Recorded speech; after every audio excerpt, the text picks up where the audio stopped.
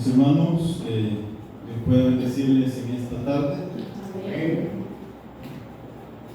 Realmente pues nos sentimos contentos de poder acompañarles una vez más. ¿Cuántos estamos felices, hermanos? Está haciendo un poquito de calor, ¿verdad? Pero esperamos que a medida entramos en la noche pueda refrescar un poquito más. Queremos, hermanos, compartir un tema que es, digamos, la continuidad de lo que hemos venido presentando, y esperamos poder aclarar ciertas dudas que aún pueden existir respecto al tema que vamos a presentar el día de hoy. ¿El domingo será un día santo?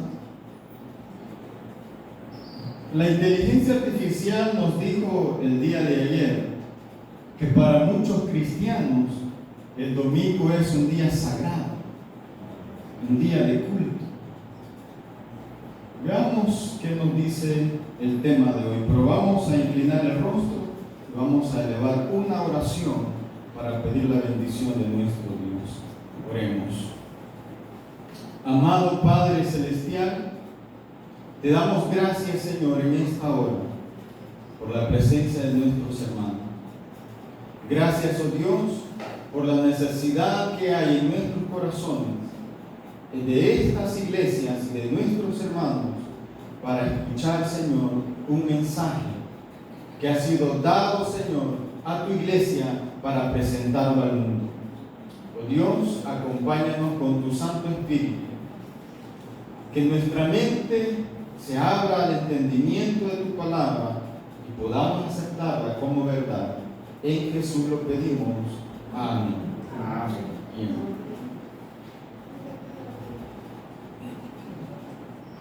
Ahora, mis hermanos, el tema nos dice: el domingo es un día santo. ¿Será un día santo? Ayer también decíamos que la inteligencia artificial pues nos brindaba ciertas respuestas respecto a la pregunta que le hicimos. Pero de igual manera, ahora vamos a hacerle también algunas preguntas a ver qué respuesta nos tiene. Vamos a pasar a esa pregunta y vamos a preguntarle si ella sabe o tiene algún conocimiento respecto a quién cambió el sábado por el domingo. Y la respuesta nos va a sorprender lo que la inteligencia artificial responde. La pregunta decía, ¿quién cambió el sábado por el domingo? Y la respuesta que nos brinda es la siguiente: la historia detrás del cambio del día de descanso semanal del sábado al domingo es compleja y está relacionada con muchos factores diferentes. En el cristianismo se cree que el cambio se produjo gradualmente durante los primeros siglos después de Cristo. ¿Qué está diciendo realmente la inteligencia artificial? No está negando que hubo un cambio, ¿sí o no? No lo está negando. Dice que la historia detrás de ese cambio existe y que ese cambio se produjo gradualmente los primeros siglos después de Cristo. O sea, que sí está afirmando que hubo un cambio, pero que no fue de un solo, sino que posiblemente fue gradual o sea, poco a poco se cambió la solemnidad del sábado al domingo. Pero sigue dando respuestas. Avancemos. Algunos de los factores que contribuyeron a este cambio incluyen, número 1, la resurrección de Jesucristo. El domingo se convirtió en el día de descanso cristiano en conmemoración de la resurrección de Jesucristo, que según la tradición cristiana tuvo lugar en un domingo. Por esta razón, muchos cristianos dicen que ellos adoran a Dios en domingo porque ese día Cristo resucitó. Y esa es la razón válida para ellos, por lo cual adoran a Dios el día domingo. Número 2, la influencia romana. Los cristianos primitivos vivían en un mundo dominado por el Imperio Romano, que ya tenía la costumbre de celebrar el Día del Sol, que en inglés es Sunday, como un día de descanso y adoración. O sea, hay una segunda razón por la cual se hizo la transferencia o el cambio del día sábado al domingo. Y esto dice, tiene que ver posiblemente con las costumbres de los romanos, que ellos adoraban al sol en el día domingo, y fue así como ellos dieron lugar a descansar el domingo y a adorar el domingo en vez del sábado. Y sigue diciendo, número 3, el factor número 3. El concilio de Nicea, en el año 325 después de Cristo, la Iglesia Católica convocó el concilio de Nicea, donde se discutieron varios temas importantes de la fe cristiana. Aunque el concilio no decidió oficialmente cambiar el día de descanso semanal del sábado al domingo, sentó las bases para el cambio al establecer que el domingo tenía un estatus especial en la liturgia cristiana. Ahora se une ¿qué cosa a este cambio? El catolicismo. Entonces, en este concilio, la Iglesia Católica, comienzan a considerar varios temas al respecto y toman el tema del sábado, toman el tema de la observancia del sábado en la semana y comienzan a poner algunos aspectos que los llevan a establecer ese cambio del domingo como un estatus especial en la liturgia cristiana de la iglesia. Esto es lo que nos dice, ¿qué cosa? La inteligencia artificial, de acuerdo a su base histórica, a través de la historia que ha recopilado de las fuentes históricas. Sin embargo, la inteligencia artificial no descarta ese cambio, ¿sí? Más bien lo afirma.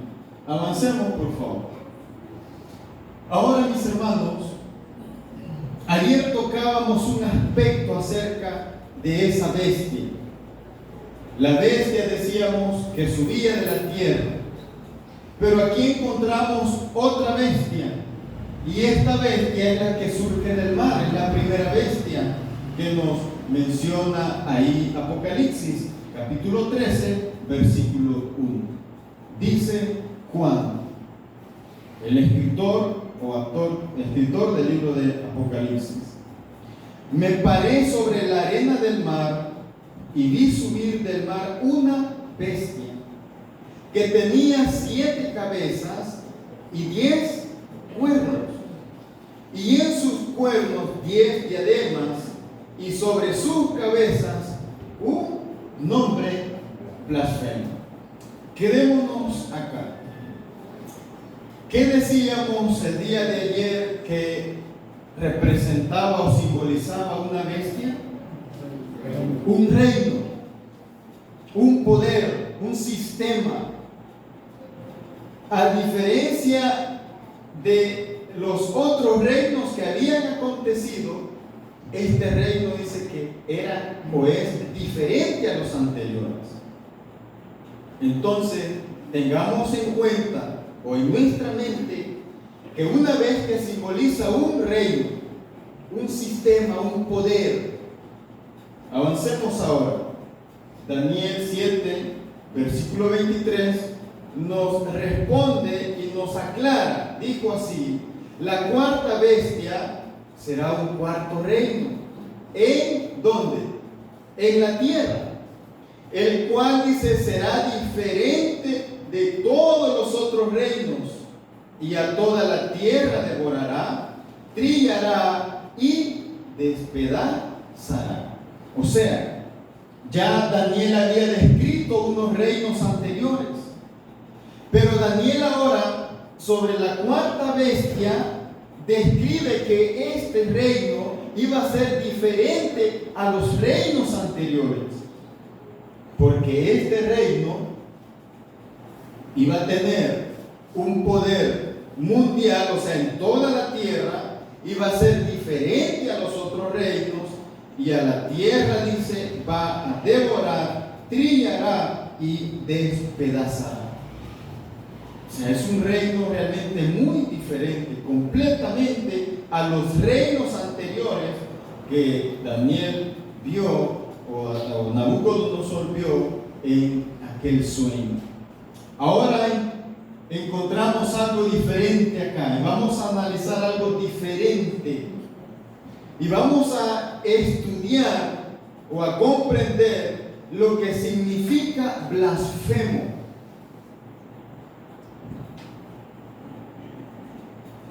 Apocalipsis 13:1 decía que aquella bestia tenía 7 cabezas, 10 cuernos y un nombre blasfemo. Ahora, Apocalipsis 13:1 nos describió a esa bestia que surge del mar, una bestia con 7 cabezas, una bestia con 10 cuernos, pero ahora surge en esta bestia algo diferente. Dice que sobre sus cabezas existe ¿qué cosa? Un nombre blasfemo. Un nombre blasfemo. Ahora, sigamos avanzando y veamos Daniel 7, versículo 20. Y nos dice: asimismo, acerca de los 10 cuernos que tenía en su cabeza, estamos hablando de esa bestia, y del otro que le había salido, delante del cual habían caído 3 cuernos, y este mismo cuerno tenía ojos y boca que hablaba grandes cosas y parecía más grande que sus compañeros. Mis hermanos, nosotros podemos ver esa imagen ahí. Aquella bestia, dice, tenía 10 cuernos. Pero la palabra de Dios nos dice que entre esos 10 cuernos iba a surgir uno más grande que los demás. Y al hacerse más grande, iba a derribar a 3 cuernos. Pero este cuerno, que era pequeño, pero que se hace grande, tiene una característica diferente de todos los otros cuernos. Este, dice, tiene ojos, algunas versiones dicen como de hombre, y luego dice, y boca que habla grandes cosas. Pongámonos a pensar nosotros o a imaginar un cuerno con ojos como de hombre y boca que habla grandes cosas. Otra versión le dice blasfemias.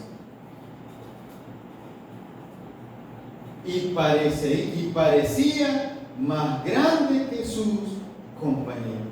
¿Qué significa todo esto? Si dentro de esta bestia que representa un reino, un poder, y ayer decíamos que la marca de la bestia era una marca de un hombre o de hombre, ahora Apocalipsis habla y nos enseña este cuerno que tiene ojos y boca como de hombre. Ahora queremos explicar lo que significa blasfemia según el diccionario de la Real Academia. Blasfemia significa palabra o expresión injuriosas contra alguien o algo sagrado. Palabra o expresión injuriosas contra alguien o algo sagrado. Eso es una blasfemia. Necesitamos entenderlo porque dice el texto de la Sagrada Escritura que esa bestia que surge del mar tiene un nombre blasfemo. Muy bien, avancemos ahora. Entonces, ¿qué significa blasfemia? ¿Qué significa blasfemia? ¿Qué es blasfemar? Para poderlo comprender, veamos el ejemplo que Jesús nos da a través del libro de Lucas, capítulo 5, versículo 18. Y nos dice de esta manera, y pongamos atención a eso. Y sucedió que unos hombres que traían en un lecho a un hombre que estaba paralítico, procuraban llevarle adentro y ponerle delante de él. Nosotros conocemos muy bien esta historia de aquellos amigos que toman a aquel hombre paralítico, quieren llevarlo a Jesús y la multitud agolpaba y a Jesús, no podían entrar por la puerta, sino que tuvieron que subirlo al techo y luego bajarlo. Dice el 19. Pero no hallando cómo hacerlo a causa de la multitud, subieron por encima de la casa y por el tejado le bajaron con el lecho o con su cama, poniéndole en medio delante de Jesús. Sigamos, versículo 20. Al ver él, o sea Jesús, la fe de ellos, le dijo al hombre, al enfermo, le dijo: hombre, tus pecados te son, ¿qué cosa? Perdonados. Ahora noten el versículo 21, la respuesta de aquellos hombres. Entonces los escribas y los fariseos comenzaron a cavilar diciendo: ¿quién es este que habla qué? Blasfemias. ¿Quién puede perdonar pecados sino solo Dios? Ahora noten la razón por la cual los escribas y los fariseos llaman blasfemo a Jesucristo. ¿Cuál es la razón? Porque le dijo al paralítico: tus pecados te son, ¿qué cosa? Perdonados. Ellos entendían que ningún hombre en la tierra puede ¿qué? Perdonar pecados. Por tal razón ellos dicen: ¿quién puede perdonar pecados si no solo quién? Dios. Porque ellos veían a Jesús no como Dios, sino como un hombre común como nosotros. Por eso ellos se sorprenden y dicen: blasfemia, ¿cómo es? Blasfemia dice este hombre. Sabemos muy bien que solo Dios puede perdonar pecados, y como él le dice al paralítico: tus pecados te son perdonados. Ahora quiero que comprendamos esto, porque este es un documento del catolicismo mismo, y dice de la siguiente manera: si el Redentor descendiera a la iglesia y se sentara en el confesionario para aplicar el sacramento de penitencia, y un sacerdote se sentara en el otro confesionario, y ambos le dijeran a sus penitentes: ego te absolvo, los penitentes de uno y del otro serían igualmente absueltos, o sea, perdonados. ¿Qué cosa es esto, mis hermanos? Blasfemia. ¿Qué le dijeron a Jesús? Que era blasfemo, porque Jesús le dijo al paralítico: tus pecados te son perdonados. Entonces, ¿cómo es posible que esto esté sucediendo? Y ha sucedido y está sucediendo aún. ¿Y cómo se puede comparar semejante cosa? Sigamos avanzando. Sigue diciendo Ligorio en la página 36. Según San Ambrosio, cuando el sacerdote que absuelve a un pecador desempeña la misma función del Espíritu Santo en la obra de santificar las almas. ¿Creen que no es grave esto? Si estuvieran los fariseos, los sacerdotes que le dijeron a Jesús blasfemo, ¿creen que no pronunciarían esas palabras contra él? Posiblemente sí. Posiblemente sí. Ahora, mis hermanos, comprendemos que es una blasfemia, pero aún hay más todavía. Sigamos, por favor. Sigamos. San Juan capítulo 10, versículos 30, 31 y 32 nos dice, estas palabras las pronunció Jesús: yo y el Padre uno somos. Entonces los judíos volvieron a tomar piedras para apedrearle. Versículo 32.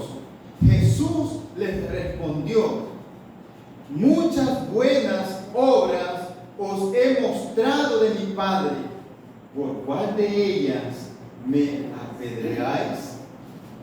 Miren qué interesante. Jesús pronunció estas palabras: yo y el Padre uno somos.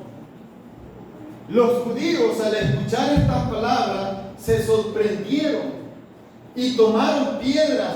¿Para qué? Para apedrear a Jesús.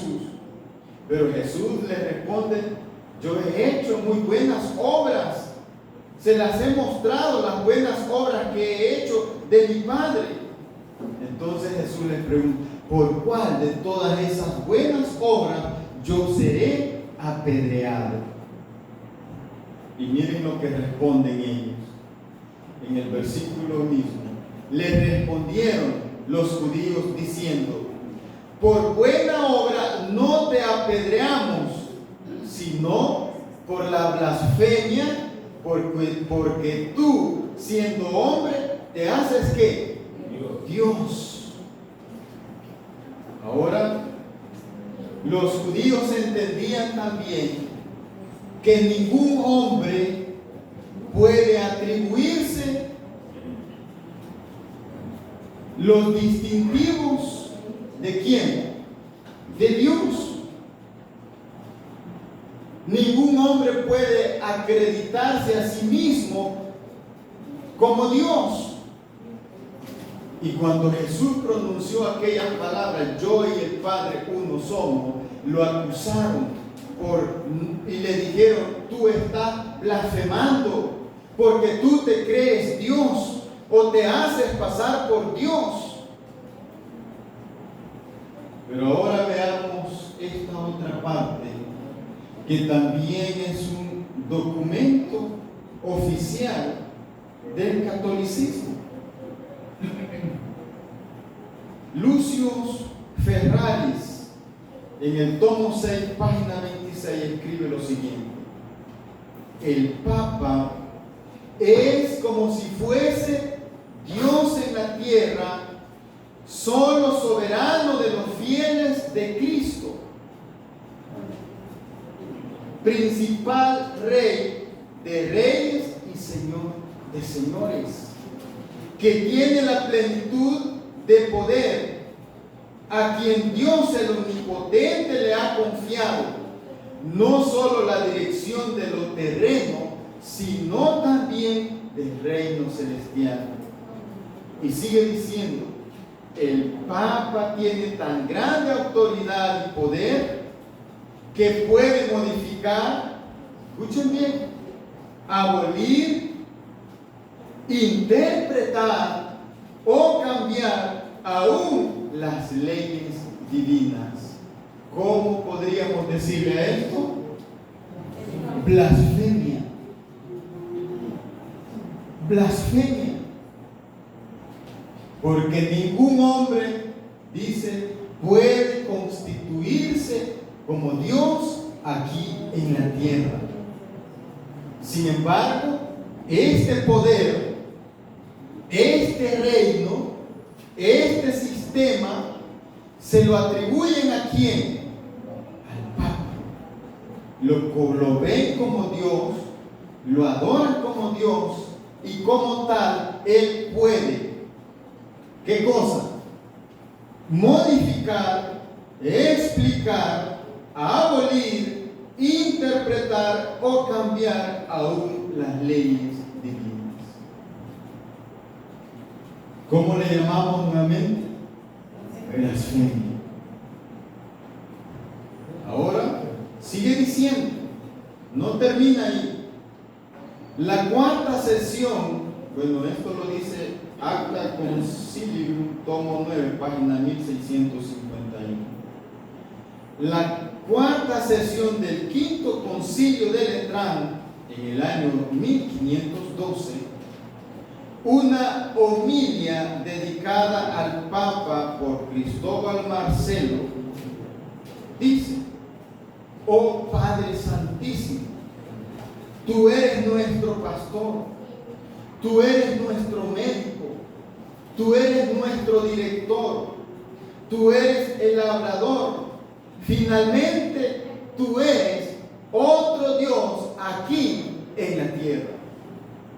¿Cómo le llamamos, mis hermanos? Blasfemia. El cuerno, dice, pequeño, y aquella bestia que surge del mar tenía en una de sus cabezas el nombre blasfemia, un nombre blasfemo. ¿Comprendemos, hermano? Necesito explicar más aún todavía. Avancemos. Nombre blasfemo. Apocalipsis 13:1. Dice Juan: me paré sobre la arena del mar y vi subir del mar una bestia que tenía 7 cabezas y 10 cuernos, y en sus cuernos 10 diademas, y sobre sus cabezas un nombre blasfemo. ¿A quién entonces trasladamos todo esto? A ese sistema papal, a ese poder,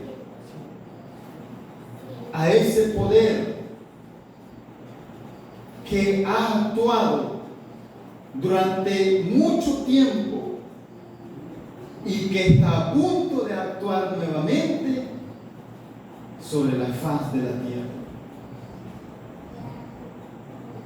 Sigamos, Apocalipsis 13:17. Dice pues, y estudiamos el día de ayer, y que ninguno pudiese comprar ni vender, sino el que tuviese la marca o el nombre de la bestia o el número de su nombre. Entonces ahora comprendemos cuál es el nombre de la bestia. tenía, dice, un nombre blasfemo. Este cuerno o esta bestia tiene un nombre blasfemo. Sigamos. El comentario bíblico adventista, de acuerdo a Apocalipsis 13:17, nos dice: la evidencia textual establece la omisión de la conjunción o, en el pasaje de Apocalipsis 13:17. El pasaje entonces podría decir la marca, el nombre de la bestia. Esto significaría que la marca que vio Juan en visión era el nombre de la bestia. Blasfemia. Ahora, mis hermanos, cuando nosotros comprendemos todo esto, no nos queda duda de cómo surgió el cambio del sábado al domingo.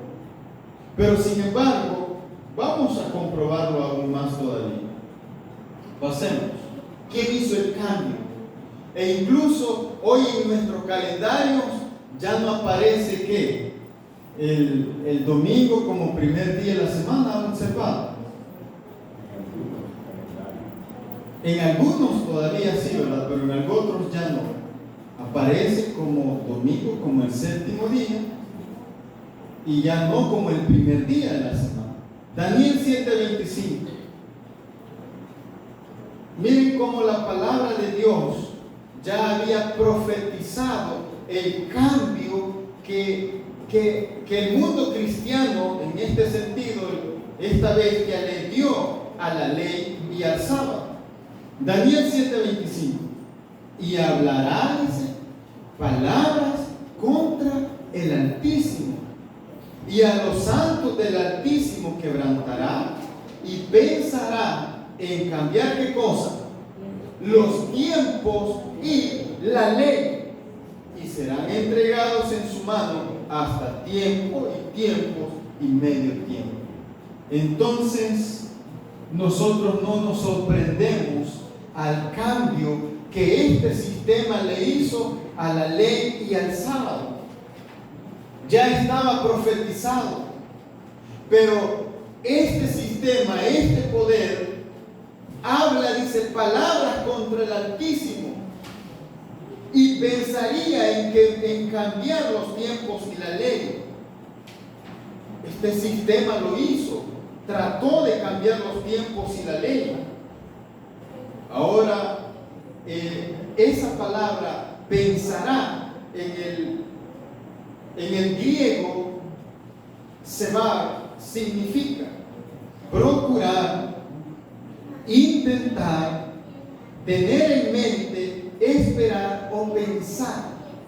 El cuerno pequeño o esa bestia, dice, iba a hablar palabras contra el Altísimo, iba a los santos del Altísimo, iba a quebrantar, iba, dice, pensar en cambiar los tiempos y la ley, y iban a ser entregados en su mano hasta tiempos y medio tiempo.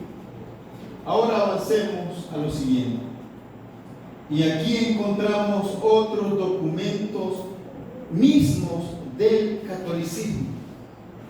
Y nos dice este documento de la siguiente manera: la Escritura enseña, acuérdate de santificar el día sábado. 6 días trabajarás y harás toda tu obra, mas el séptimo día es el sábado del Señor tu Dios. Ahora noten, pero la iglesia cambió el sábado al día del Señor, domingo, por su propia autoridad. Cambio que no tiene ningún apoyo que bíblico. ¿Comprendemos, hermanos? ¿Se cumple lo que dice Daniel y lo que dice Apocalipsis? Claro que se cumple. Y ellos mismos dicen, es que nosotros conocemos el mandamiento muy bien, Pero nosotros dejamos de observar el sábado, comenzamos a observar el domingo y lo hacemos porque nosotros tenemos autoridad para poder hacerlo. Y sin embargo no hay apoyo en la Biblia para ese cambio que nosotros hicimos. Claramente lo dice. No son palabras ni nuestras como adventistas, son palabras textuales de este poder, de este sistema mismo que hemos estado estudiando. Avancemos. Dice nuevamente este texto, carta de la oficina del cardenal James Gibbon, por medio de su fe del canciller Thomas, noviembre 11 de 1895. Dicen ellos, claro que la Iglesia Católica reclama que el cambio fue suyo y este acto constituye una marca de su poder eclesiástico y de su autoridad en asuntos religiosos. ¿Se han preguntado por qué la Iglesia Católica tiene tanta influencia y poder en el mundo? Y lo ha tenido aún más todavía en el pasado, en la Edad Media. Ellos lo declaran claramente. Claro que la Iglesia Católica reclama que el cambio fue suyo y este acto constituye una marca de su poder eclesiástico y de su autoridad en asuntos religiosos. Ellos creen tener la autoridad en asuntos religiosos. O ellos pueden imponer lo que sea, porque ellos creen tener el poder y la autoridad en asuntos religiosos. Ellos pueden cambiar, modificar, pueden adulterar, pueden hacer todo respecto a las leyes divinas, según ellos, claro está, sin autorización de ¿qué? De la misma palabra de Dios. Ya estamos terminando y ahora notemos esto. ¿Cómo dice ahí? Catecismo de la Iglesia Católica. Y a un lado encontramos lo que son los 10 mandamientos, allá textualmente, como se registra en las Escrituras, en Éxodo 20, del 1 al 17. Y en la parte media, de allá, de aquel lado, encontramos lo que textualmente dice el mandamiento, y en la otra parte, acá, encontramos lo que se encuentra en el catecismo como representación a los mandamientos que ahí se mencionan. Por ejemplo, Éxodo 20 del 3 en adelante dice: no habrá para ti otros dioses. El mandamiento sería: no habrá para ti dioses delante de mí. Pero en el catecismo aparece: amarás a Dios sobre todas las cosas. Recuerden lo que dijo Daniel: y tratará de cambiar los tiempos y la ley de Dios.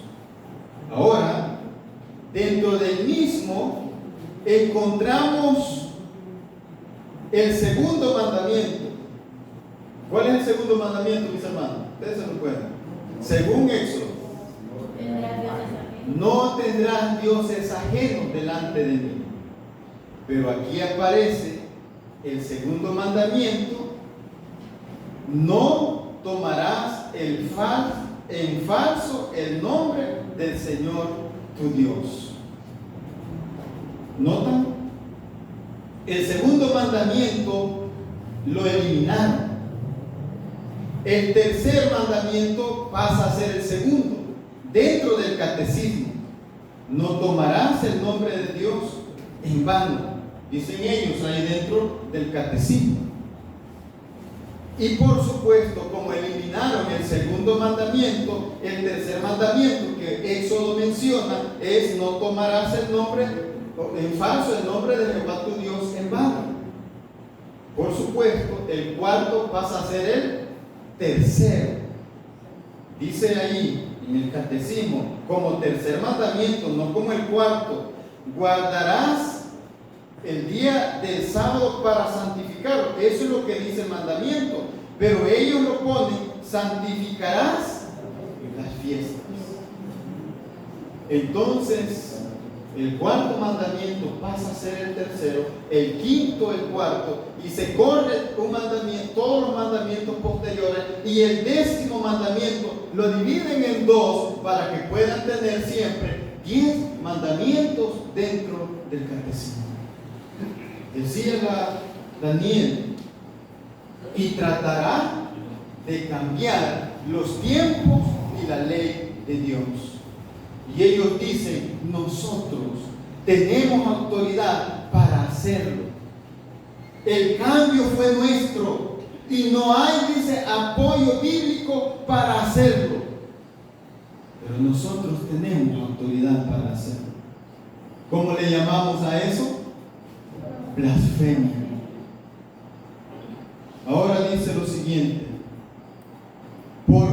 La pregunta es: ¿por qué cambió la iglesia el día del Señor del sábado al domingo? Ellos mismos responden: la iglesia, usando el poder de atar y desatar que Cristo le confirió al Papa, cambió el día del Señor del sábado al domingo. Entonces, mis hermanos, el domingo es un día santo o sagrado. No lo es. No lo es. Y cuando nosotros le transferimos a lo común, ¿recuerdan el tema de ayer? Cuando a lo común nosotros le llamamos sagrado o santo, ¿cómo se le llama eso? Blasfemia. No podemos, no se puede, pero sin embargo ellos lo hicieron. Blasfemia. Sigamos avanzando. San Juan 10, versículo 33.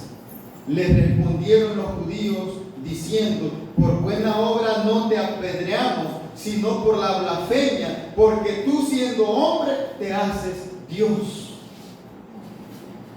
Y dentro del cristianismo, en el mundo actual, hay un hombre o hay muchos hombres con un título religioso que se les ha llamado Dios en la tierra. A eso le llamamos blasfemia.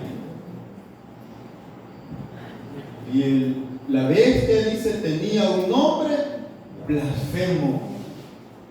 El cuerno pequeño, dice, habla grandes cosas, tiene ojos y boca que habla grandes cosas. ¿Contra quién? El Altísimo.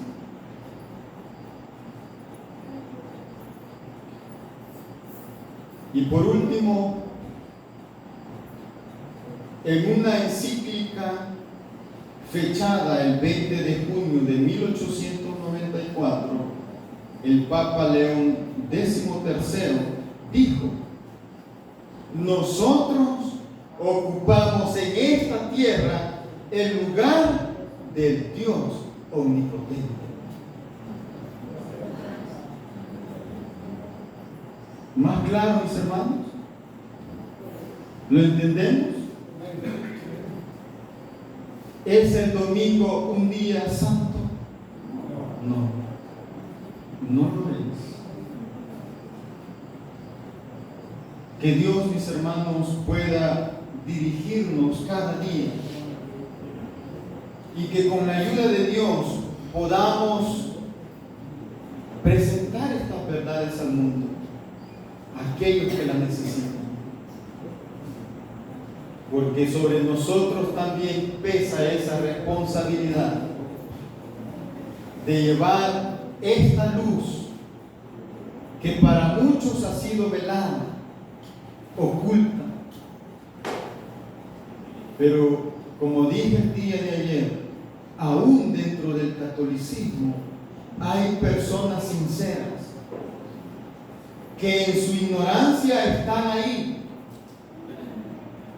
pero Dios quiere sacarlas de ahí, quiere rescatarlas de ahí y encaminarlas en el rebaño del Señor. Dios nos bendiga en esta noche y esperamos poder continuar el día de mañana. Que Dios me lo bendiga, mis hermanos.